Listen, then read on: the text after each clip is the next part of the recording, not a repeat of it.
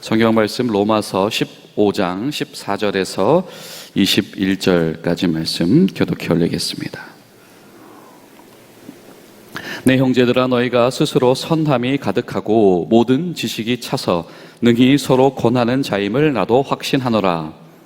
그러나 내가 너희로 다시 생각나게 하려고 하나님께서 내게 주신 은혜로 말미암아 더욱 담대히 대량 너희에게 썼노니, 이 은혜는 곧 나로 이방인을 위하여 그리스도 예수의 일꾼이 되어 하나님의 복음의 제사장 직분을 하게 하사 이방인을 제물로 드리는 것이 성령 안에서 거룩하게 되어 받으실 만하게 하려 하심이라. 그러므로 내가 그리스도 예수 안에서 하나님의 일에 대하여 자랑하는 것이 있거니와 그리스도께서 이방인들을 순종하게 하기 위하여 나를 통하여 역사하신 것 외에는 내가 감히 말하지 아니하노라. 그의 일은 말과 행위로 표적과 기사의 능력으로 성령의 능력으로 이루어졌으며, 그리하여 내가 예루살렘으로부터 두루 행하여 일루리곤까지 그리스도의 복음을 편만하게 전하였노라. 또 내가 그리스도의 이름을 부르는 곳에는 복음을 전하지 않기를 힘썼노니, 이는 남의 터 위에 건축하지 아니하려 함이라. 기록된 바 주의 소식을 받지 못한 자들은 볼 것이요 듣지 못한 자들이 깨달으라 함과 같으니라. 아멘. 오늘도 살아계신 주님 안에서 복음의 사명자로 부름받은 저 여러분 가운데 하나님께서 주시는 성령의 충만이 넘친 하루 되시기를 간절히 소망합니다. 우리가 살아가면서 우리가 거처를 놓고 고민할 때가 있죠. 어디서 살아야 될까라고 하는 것입니다. 우리가 이런 질문을 하게 된 이유 가운데는 아주 근원적인 동기가 한 가지가 있습니다. 그것은 무엇이냐면, 내가 어디서 살아야 행복할까, 혹은 내가 어디서 살아야 편안하고 안전할까라고 하는 것입니다. 그런데 오늘 본문 속에서 만나는 이 사도 바울은 그 삶의 동기가 예수님 때문에 바뀌었다라고 고백을 합니다. 무엇입니까? 내가 어디서 살아야 다른 사람을 위하여 주님께 쓰임 받을 수 있을까? 이것이 바로 예수님을 만나고, 그리고 예수님께서 자신을 강력하게 이끌고 나가셔서 예수님이 보내시는 대로 뜻대로 쓰임 받았고, 주님께서 나를 보내심 속에서 역사하시는구나를 고백하고 증언할 수밖에 없었던 사도 바울의 고백이다라고 하는 것이죠. 여러분, 우리 가운데에 성령님의 이끄심 속에서, 또 성령님께서 우리를 만져주심 속에서, 주님, 내가 어디 살아야 주님을 위해서, 다른 이들을 위해서 쓰임받을 수 있겠습니까? 기도하며 나아가는 역사가 열려지게 되시기를 죄송합니다. 간절히 소망합니다. 여러분, 우리가 진정한 이 복음 사역을 하게 되어질 때, 우리가 이 복음을 전하는 사람들이 된다라고 할 때 정말 중요한 마음의 동기가 한 가지가 있다라고 한다면, 내가 주님 안에서 다른 사람들을 내가 섬기겠다, 내가 다른 이들을 위해서 존재하겠습니다 라고 하는 이 마음가짐이다라고 하는 겁니다.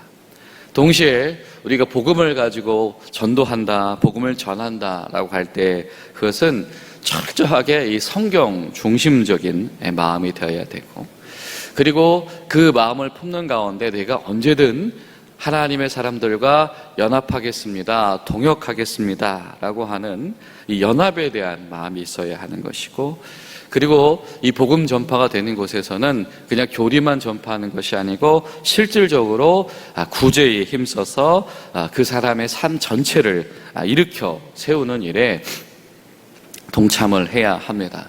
그리고 이 과정들 속에서 함께하는 이들이 하나님께서 주신 은사이지요, 성령님께서 주신 선물들이 가감없이 적극적으로 서로 활용이 되어지고 쓰임 받게 되어져야 한다라고 하는 겁니다. 그리고 그 궁극적인 목적이 무엇입니까? 오늘 사도 바울 뭐라고 말씀하죠? 하나님께 드려짐에 마땅하게 되어지도록, 그러니까 하나님, 이 사람 재물이에요. 이 사람 내가 주님께 소개할게요. 이 정도만 아니고 하나님, 여기에 이 사람 하나님의 것으로 흠이 없이 준비했습니다. 하나님 잘 지켜왔고요. 잘 보존해 왔습니다. 다른 말로 말하면 그 삶을 합당한 삶, 무슨 삶? 제자의 삶으로. 우리가 복음 전파라고 하는 것이 그냥 이 교리만 전달해주고 끝나는 것이 아니고 그 한 사람의 삶이 변화되어지는 것을 도와주어야 하며, 그리고 그 한 사람이 진정한 제자로 세움을 받아서 하나님 앞에 흠이 없이 드려지는 존재로서 되어질 때까지 동행하는 것이, 그것이 바로 진정한 이 복음 전파의 사역이다라고 하는 것입니다. 이 로마서 15장, 이 16장은 이제 사도 바울이 이 앞에 있었던 로마 교회를 향한 편지를 마무리하는 부분이죠. 그러다 보니까 이 복음 사역이 무엇인지에 대하여서 잘 정리를 하면서 마무리를 하고 있습니다. 그리고 특별히 지역교회, 이 로마에 있는 교인들을 격려하면서 자신을 인도해 오신 하나님, 그리고 당신들을 인도해 오신 하나님이 우리를 어떻게 이 복음 전파로 인도해 가시는구나 라고 하는 것을 이야기하게 되어집니다. 그럼 우리가 하나님의 역사하심, 또 하나님께서 우리에게 깨닫게 하신 이 복음의 진리를 우리 마음속에 품을 때에 그 마음의 이 종착점이 어디가 되어야 하냐면, 그렇다면 하나님께서는 나를 이 복음 전도를 위해서, 복음 전파를 위해서 어떻게 쓰실까라고 하는 것입니다. 여러분, 하나님에 대한 감사가 있고 하나님께서 우리 삶 속에 역사하심에 대한 확신들이 여러분 가운데 순간순간 있어 왔을 것입니다. 그렇다라고 한다면 우리 가운데, 그러면 나의 삶은 하나님의 복음 전파를 위해서 어떻게, 누구를 위해서 쓰임받을 수 있을까? 라고 한 마음의 소원과 기도의 제목이 꺼지지 않아야 한다라고 하는 것이죠. 어저께 연합에 대한 이야기를 했었죠. 예수님처럼 이 성령이 주시는 인도하심 가운데서 장벽을 허물어가면서 서로 연합하는 것이 얼마나 그리스도인의 기본인가를 이야기를 했었는데, 그 연합되어지고 한몸 되어지는 그리스도인이 결국에는 예수님과의 이 닮음, 예수님이 그러하셨던 것처럼 예수님의 성육신의 종착점이 어디였죠? 그렇습니다. 십자가였습니다. 왜 십자가? 고난받으려고. 그 고난의 목적이 무엇이죠? 그렇습니다. 잃어버린 양떼를 세우는 것이지요. 교회와 성도가 연합하는 것이, 우리 교회는 분위기가 너무 좋습니다. 우리는 너무 행복합니다. 우리는 서로 만나면 너무 좋아요. 이 좋은 교회의 연합의 목적지가 바로 이 복음 전도가 되어야 된다. 하나님께 감사하는 사람은, 하나님께 감격하는 사람은 반드시 예수님께서 주신 그 명령, 제자를 세워라. 제자를 세우기 위해서는 전해야 하고, 그리고 그 전한 그 사람이 제자로 잘 세워지도록 도와줘야 되는 것이죠.